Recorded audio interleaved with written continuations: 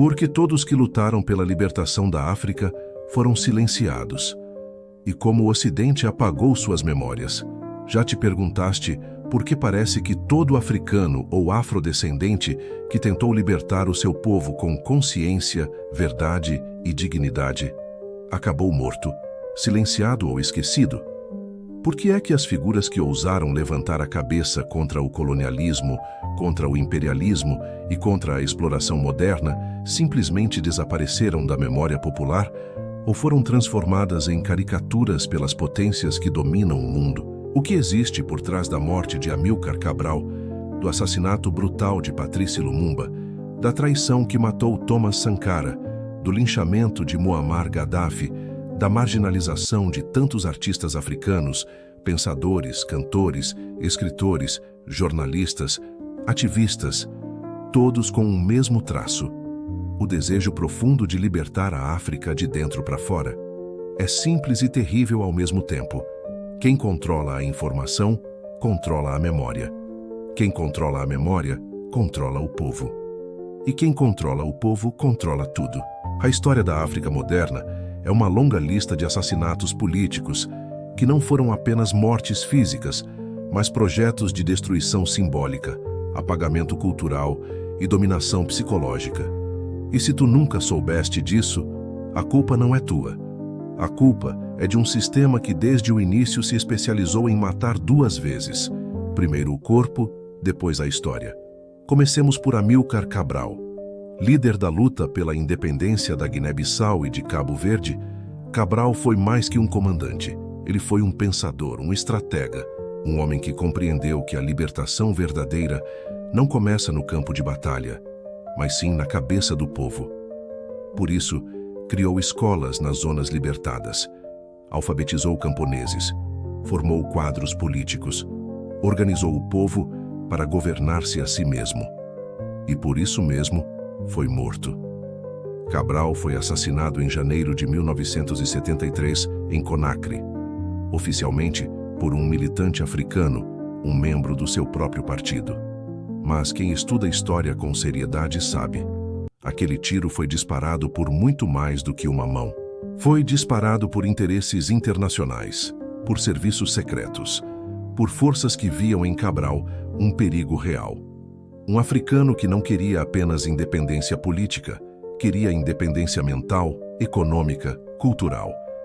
Isso era imperdoável.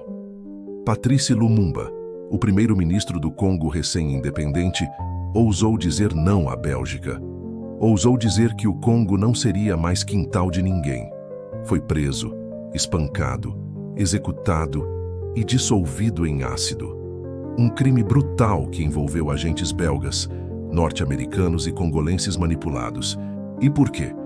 Porque Lumumba não queria fazer parte da farsa da independência controlada. Queria liberdade real, recursos controlados pelo povo, políticas voltadas para os africanos. E isso não interessa a quem sempre lucrou com o caos. Thomas Sankara foi talvez o exemplo mais radical e inspirador dessa linha. Chamado de o Che Guevara africano, Sankara assumiu o poder em Burkina Faso e, em apenas 4 anos, fez uma revolução profunda. Expulsou o FMI, cortou salários de ministros, distribuiu terras para os camponeses, combateu a corrupção com mão firme, valorizou as mulheres como poucas vezes se viu em África, criou escolas, hospitais, políticas ambientais. E o mais incrível, tudo isso sem depender de ajuda externa. O resultado? Foi traído e executado por militares liderados por Blaise Compaoré, seu ex-aliado, com apoio velado da França. Muammar Gaddafi é outro nome que o sistema fez questão de demonizar. Transformaram-no num ditador louco nos jornais ocidentais, esconderam os avanços sociais que ele implantou na Líbia. Antes da intervenção da OTAN, a Líbia tinha o melhor IDH da África: ensino gratuito, saúde pública, subsídios para moradia e energia, acesso à água potável e uma proposta concreta de unificação africana com uma moeda única baseada em ouro. Isso assustou o mundo ocidental. E quando Gaddafi começou a financiar projetos de infraestrutura em outros países africanos, virou alvo, foi linchado diante das câmeras E hoje a Líbia é um país destruído, dominado por milícias e tráfico de pessoas. Agora tu me perguntas, por que o povo africano não conhece profundamente essas histórias? Por que essas figuras não são ensinadas com o mesmo entusiasmo que se ensina sobre Napoleão, Churchill ou Kennedy? Por que nossos heróis são silenciados enquanto os colonizadores são celebrados? A resposta está no controle da informação. O Ocidente não apenas matou nossos líderes, ele se certificou de que suas histórias fossem enterradas com eles. Nas escolas, tu aprendes mais sobre a Revolução Francesa do que sobre a Revolução dos Camponeses em Moçambique. Aprendes mais sobre a Grécia Antiga do que sobre os impérios africanos. Aprendes sobre Hitler, mas não sobre o genocídio no Congo sob Leopoldo II. E tudo isso tem um propósito: fazer o africano crescer sem referência de grandeza. E quando tu não tens referências, tu começas a acreditar que liberdade é luxo, que dignidade é impossível, que justiça é uma fantasia. Tu aceitas migalhas porque achas que o pão nunca foi teu. Tu baixas a cabeça porque acreditas que tua história começou na escravidão, e não nos reinos, nas ciências, nas filosofias africanas. Mas o canal Fronteiras está aqui para quebrar isso. E não são só os líderes políticos que foram silenciados. Quantos artistas africanos usaram a música como arma de denúncia e foram calados? Quantos escritores tiveram suas obras censuradas? Quantos intelectuais foram exilados ou eliminados por exporem as feridas abertas do neocolonialismo? Fela Kuti, por exemplo, o grande músico nigeriano, foi perseguido e espancado pelo exército por suas canções críticas ao governo corrupto e à presença estrangeira na África. Frantz Fanon, autor de Os Condenados da Terra, teve seus escritos marginalizados por anos por serem considerados radicais demais. E isso é só a ponta do iceberg. Os algoritmos das redes sociais promovem danças virais, mas bloqueiam vozes africanas conscientes, que falam de libertação, de autodeterminação, de soberania. E então o que nos resta? Resta-nos reconstruir essa memória com as nossas próprias mãos. Porque se nós não contarmos as nossas histórias, elas serão contadas por quem lucrou com o nosso silêncio. É por isso que o canal Fronteiras existe, não para entreter, mas para resgatar, para mostrar que a luta não acabou. Ela apenas mudou de forma. Hoje, o assassinato é mais sutil. Não precisa mais de balas. Basta o esquecimento. Basta a distração. Basta o desinteresse. Mata-se uma revolução com memes, com novelas, com ignorância.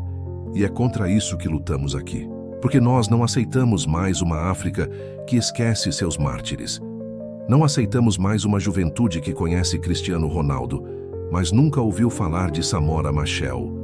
Não aceitamos que se fale tanto de Paris e tão pouco de Luanda, de Bissau, de Maputo, de Praia. É hora de virar o jogo.